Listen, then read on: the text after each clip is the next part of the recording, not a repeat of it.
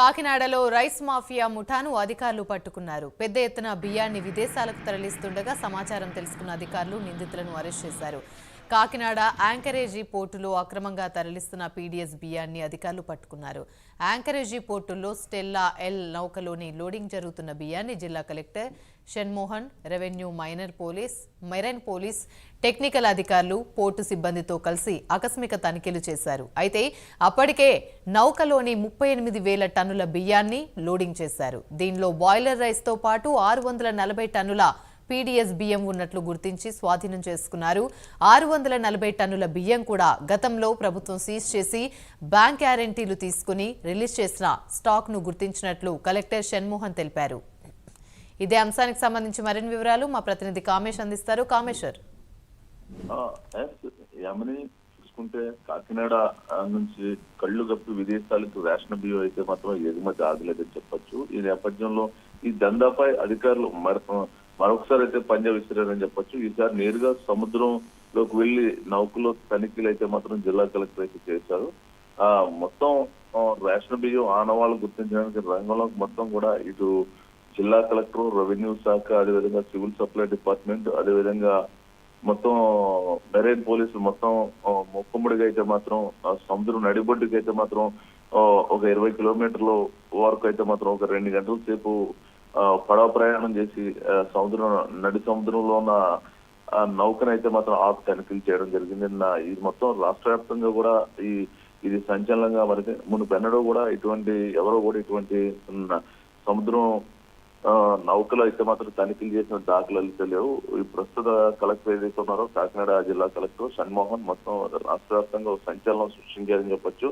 అంటే గత 5 ఏళ్ల పాలనలో కూడా అనేక మంది మన కాకినాడ కేంద్రంగా చేసుకుంటూ మన ఏదైతే ఉందో పీడీఎస్ రైస్ ని ఎక్స్పోర్ట్ చేస్తూ కోట్ల రూపాయలు అర్జించారు. ఈ నేపథ్యంలో ప్రభుత్వం ఫామ్ అయ్యి 5 నెలలు అయినప్పటికీ కూడా ఇప్పటి వరకు కూడా ఆ దొంగలను పట్టుకోలేదని చెప్పి నిన్న సీఎం అయితే మాత్రం ఆగ్రహాన్ని అయితే మాత్రం వ్యక్తం చేశారని చెప్పొచ్చు. ఈ నేపథ్యంలో కాకినాడ నుంచి విదేశాలు తరలిపోతున్న బియ్యం దందాపై ఇప్పటి వరకు బాధ్యులను గుర్తించకపోవడం ఏంటంటే చంద్రబాబు నిలదీయడంతో దీంతో మళ్ళీ అధికారులు మొత్తం కూడా మొక్కుముడిగా ఈ గొడవల మీద, అదేవిధంగా ఎక్స్పోర్టర్ల మీద కూడా నిన్న తనిఖీలు అయితే నిర్వహించారు. ఈ నేపథ్యంలో మొత్తం ఎగుమతి సిద్ధంగా ఉన్న లవర్ షిప్పింగ్ కంపెనీ బియ్యాన్ని ఎగుమతిపై నిన్న రాత్రి అయితే ఏకకాలంలో దాడులు జరిగి మొత్తం చూసుకుంటే 1000 మెట్రిక్ టన్నులు రేషన్ బియ్యంగా గుర్తించారు. ఇటీవల ఈ సంస్థ నుంచి సీజ్ చేసిన బియ్యాన్ని బిజీ ద్వారా అధికారులు అయితే విడుదల చేయాలి. అదే బియ్యాన్ని తిరిగి మళ్ళీ గుర్తుగా విదేశాలకు తరలించేటట్టు ఏర్పాట్లు అయితే చేశారు. మరో పక్క సివిల్ సప్లై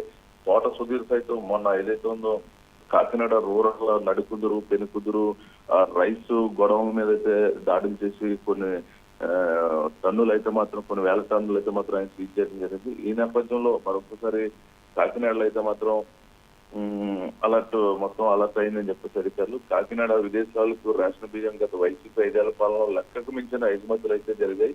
ఈ రేషన్ బియ్యం కార్ చౌకగా కొని పాలిష్ చేసి ఎగుమతులు చేస్తున్న గత ప్రభుత్వంలో కాకినాడ వైసీపీ నేతలు కీలకంగా వ్యవహరించారని చెప్పొచ్చు. దీనికి సంబంధించి 100 కోట్లు అయితే మాత్రం వారు సంపాదించారు. కూటమి ప్రభుత్వం వచ్చాక ఈ దందా అరికట్టడానికి రంగంలోకి ప్రభుత్వం అయితే మాత్రం స్పెషల్ టీం అయితే దించిందని చెప్పొచ్చు. స్వయంగా పౌర సరఫరాల శాఖ మంత్రి సైతం పోర్టు సమీపంలో గోదాములు తనిఖీలు చేశారు. బియ్యం పక్కదారులు వెళ్ళిపోతున్నప్పటికీ కూడా అధికారులు ఎవరు కూడా పట్టించుకోవట్లేదు అని చెప్పి ఆయన ఛార్జ్ తీసుకున్న 1 month లోనే మొత్తం కూడా కాకినాడ పరిసర ప్రాంతాలు మొత్తం కూడా ఆయన పర్యటించి మొత్తం కూడా మనకి కొంత రైతులు అయితే సీజ్ చేసిన సంగతి మనకు తెలిసింది. ఈ నేపథ్యంలో మొత్తం చూసుకుంటే కనుక ప్రభుత్వం ఫామ్ అయిన 5 నెలల తర్వాత కూడా ఈ దందా అయితే మాత్రం ఆగలేదు. దీని మీద ఎప్పుడైతే సీఎం రాష్ట్ర సీఎం చంద్రబాబు కొద్దిగా సీరియస్ అయ్యారు. ఈ నేపథ్యంలో జిల్లా కలెక్టర్ మొత్తం జిల్లా యంత్రాంగం మొత్తం కూడా నిన్న ఏకకాలంలో దాడులు అయితే మాత్రం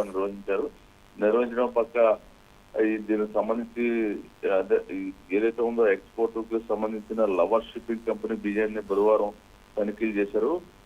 తనిఖీలు చేయగా 1060 మెట్రిక్ టన్నుల బియ్యం రేషన్ బియ్యంగా గుర్తించారు. కూటమి ప్రభుత్వం వచ్చిన తర్వాత కొత్తలో ఈ కంపెనీ గోదాములపై దాడులు చేస్తే 750 మెట్రిక్ టన్నుల రేషన్ బియ్యాన్ని సీజ్ చేశారు.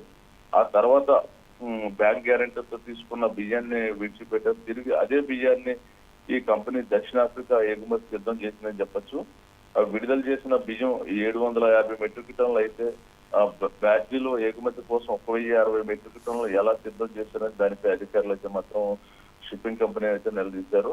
నిలదీసిన అనంతరం కూడా మొత్తం చూసుకుంటే అసలు ఎక్స్పోర్ట్ అనేది మేము నిలిపివేయాలి, దీనికి సంబంధించిన పూర్తి స్థాయిగా ఏదైతే ఉందో పూర్తి స్థాయి కంప్లీట్ గా ఆ ఇక్కడ ఏదైతే ఉందో రైస్ మిల్లర్స్ నుంచి కొనుగోలు చేసి మాత్రమే ఎక్స్పోర్ట్ చేయాలని చెప్పి మేము ఆదేశాలు ఇచ్చినప్పటికీ కూడా మీరు ఏ విధంగా ఇక్కడ పీడిఎస్ రైస్ ని పాలిష్ చేసి ఏ విధంగా ఎక్స్పోర్ట్ చేస్తారని చెప్పేసి కలెక్టర్ అయితే మాత్రం ఈ ఎక్స్పోర్టర్స్ అయితే మాత్రం నిలదీశారు.